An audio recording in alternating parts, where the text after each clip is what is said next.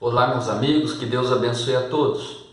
Nós estamos no canal Palavra Amiga Espírita e eu sou o Rogério. Vamos dar continuidade à análise que estamos fazendo lá do Evangelho segundo o Espiritismo, lembrando que nós estamos lá no capítulo 17, Sede Perfeitos. O item que nós vamos analisar e refletir hoje é sobre o dever. Chama-se O Dever, está lá nas instruções dos Espíritos. Maravilhoso ensinamento. Inicia-se dessa maneira: o dever é a obrigação moral diante de si mesmo primeiro e dos outros em seguida. Olha só que interessante. Vamos lembrar então que o que está sendo dito para nós é que nós temos um dever, primeiro em relação a nós e em relação ao nosso próximo, sim, sempre, porque nós vivemos em sociedade e é através do relacionamento com o outro que nós vamos burilando as nossas virtudes, melhorando o nosso comportamento, nosso entendimento e estimulando a nossa inteligência. Mas o dever aqui que nós somos chamados a observar é o dever em relação à nossa conduta moral alinhada com as leis do Criador. Dever no sentido de compreender que as leis de Deus foram criadas não ao seu bel prazer simplesmente, mas foram criadas para o nosso bem, para que nós, dando cumprimento a essas leis, nós fôssemos sendo conduzidos, caminhando na direção que o Pai estabeleceu para nós. E qual é essa? A nossa elevação moral e intelectual. Lembrando que nós estamos no capítulo Sede Perfeitos. Essa é a nossa destinação, a perfeição possível de ser alcançada pelas criaturas, filhas de Deus.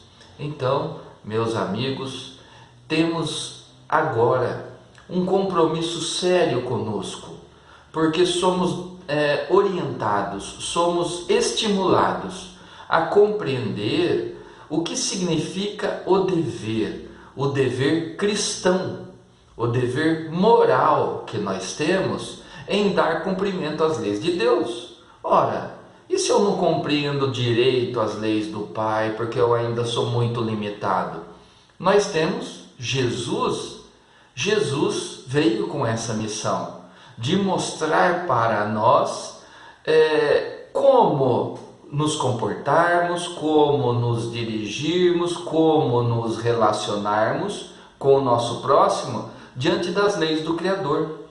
Então Jesus mostrou para a gente como que nós devemos caminhar nessa jornada que nós estamos, porque Ele deu o exemplo, mostrou para nós o que é ser filho de Deus, o que é estar em comunhão com as leis de Deus, e assim nos trouxe diversos instrumentos para que nós pudéssemos colocar em prática para nos tornarmos pessoas melhores. E aí entra o dever de estarmos em sintonia com esses instrumentos e com essas leis, porque senão nós vamos dar vazão às nossas inclinações que ainda não são muito dignas, vamos dar vazão aos nossos interesses que ainda são tão pequeninos, tão rasteiros, e vamos dar vazão à busca daquela felicidade que é passageira, que o mundo material nos proporciona, mas que não acrescenta nada para a nossa condição de espíritos imortais que somos. Então vem o dever ensinado por Jesus e exemplificado por Ele. Agora os irmãos vão questionar, mas quando Jesus nos ensinou em relação ao dever? Vamos lembrar daquele momento em que se aproximava o período do martírio de Jesus, onde ele seria capturado, torturado, agredido. E Jesus então vai até o Monte das Oliveiras e entra em sintonia, em prece com o Criador. E nesse momento, Jesus, já sabendo do que viria pela frente, fazendo parte da missão que ele tinha assumido, conhecendo a natureza dos homens, dos espíritos encarnados do seu tempo, sabia que seria submetido a todo aquele sofrimento, a todo aquele martírio que ele foi quando foi capturado. Então, Jesus, naquele instante, suplica ao Pai para que o cálice fosse afastado dele. Mas em seguida Jesus diz: mas seja feita a vossa vontade. Ou seja, nesse momento, Jesus deu prosseguimento ao cumprimento do dever que ele havia assumido no cumprimento da sua missão. O dever veio em primeiro lugar, do cumprimento das leis, da vontade e das ordens do Criador. Então, nós temos ali um grande exemplo, porque nós, na nossa vida cotidiana também, nós passamos por diversas situações onde o nosso egoísmo, a nossa vaidade, os nossos interesses rasteiros e assim por dizer, nos inclinam a fazer determinada coisa, a termos um determinado comportamento que não está de acordo com os ensinamentos do Cristo nem com as leis do Criador. Como, por exemplo, um casal, há muito tempo estão juntos, muitas vezes com filhos, então a esposa, não aguentando mais aquele relacionamento onde vem sofrendo com determinadas situações, pede a separação. Quer seguir a sua vida, não quer mais se submeter à agressividade muitas vezes, à imposição muitas vezes do marido.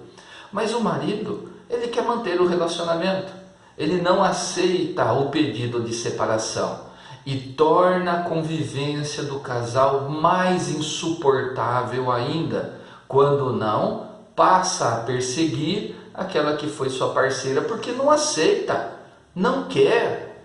Então, nós encontramos aí uma situação típica de contrariedade às leis de Deus. Ora, nós precisamos fazer de tudo para que o nosso próximo, para aquele que a gente ama e aquele que a gente gosta, seja feliz, mesmo que isso nos cause alguma dor e algum sofrimento.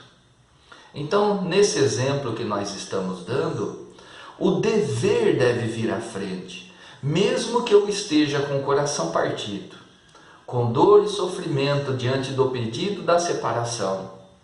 O dever me obriga para que eu me centralize e eu busque os ensinamentos de Jesus, as leis de Deus, e tome uma atitude que seja contrária aos meus interesses, de querer permanecer num relacionamento que não é bom, num relacionamento que está sendo prejudicial à minha parceira.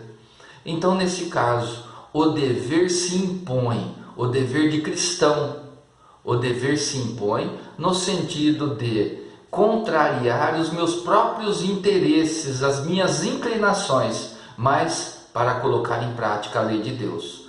Permitir, nesse caso, que a parceira siga a sua vida e que o tempo demonstre quem está certo, quem está errado. Isso é com o tempo, vamos fazer a nossa parte. Então nós observamos aí que o dever está à frente e nós temos que utilizar da nossa razão, da nossa inteligência, para sobrepor aos nossos interesses, então, mas buscando sempre a aplicação da lei de Deus, porque é dessa forma que nós vamos conseguir fazer com que nós melhoremos a cada dia com o passar do tempo.